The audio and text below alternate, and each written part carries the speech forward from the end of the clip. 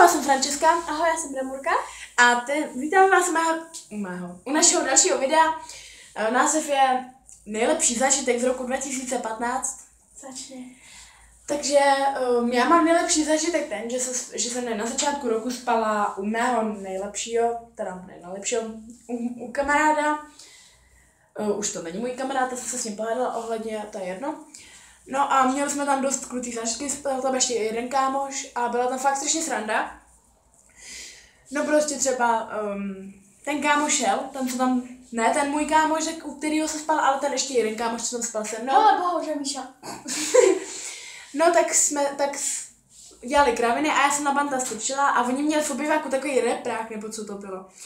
No a on do něj strčil omylem a on celý spadl, takže jsme tu tam museli úplně sádrovat a tak. Sádrovat a tak. No a úplně kraviny jsme dělali, nebo oni si třeba udělali pizzu sírovou se šláčkou. No a takový story, pak víte, co v posteli, když jsem s ním byla kamarádka s Roma, nešukali jsme, ale něco bylo. Teď ty.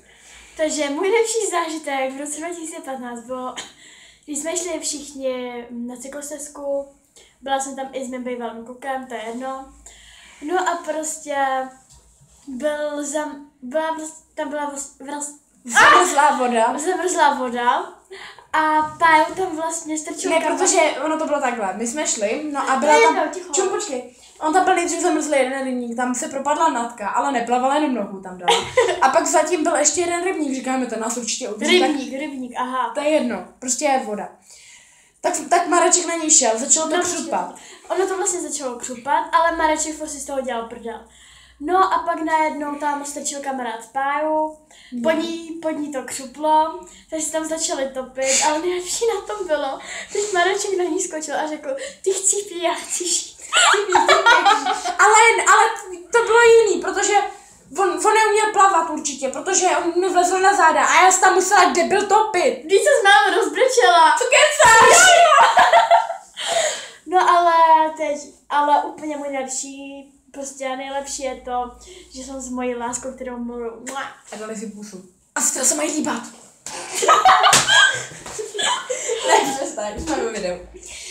Takže a příští video, my jsme ten film nedotočili, takže teď vám ještě děláme takový story, jako informační video. Co to je story? Příběh. Aha. Prostě video, ještě takový, uděláme to v půlce, takže to je nejlepší zážitek, jsme řekli, no tak teď uděláme takový to informační video. Ten film nebude, ale místo toho můžeme udělat nějaký velikonoční video a takovýhle ty píčovinky, uděláme ty fakty, co jsme slíbili už hodně dávno. Už jsme udělali. Ale se všema. Abych se vám tam všechny představili. No a... No a... Takže ten film jsme nedotočili, nebyl vůbec čas. Takže ale uděláme místo toho hodně videí. A nebo v létě bychom mohli udělat takovou jakože challenge. Prostě, že si pustíme něco na počítači, prostě co je hrozně srandovní. Ty pičo vůbec, co jsem viděla. A budeme mít v puse vlastně vodu. A když to bude hrozně srandovní, tak to na sebe musíme vyflusnout. Ale to uděláme jenom my dvě? A nebo Ice Bucket Challenge. Ice Bucket Challenge, no co to je vůbec? Jak na sebe vylijeme vodu. No to já už jsem nominovaná, takže já to musím udělat v létě, protože si mi to fakt dělat nechtěla. Já to udělám dneska. Já nejmenuji Robinka, můj láska. Já uděláme to dneska. Dneska ti to budu dělat. Ne, tak dneska ne, já mám totiž ufenovala a nechci si mít znova. No takže my bychom to natočili pozítří. Máš zapal tu žehličku, vola. No vadí. Takže my to natočíme pozítří a to je konec našeho videa, takže zatím čau. Ahoj, lásko. A promiňte, že to zase takhle stopu.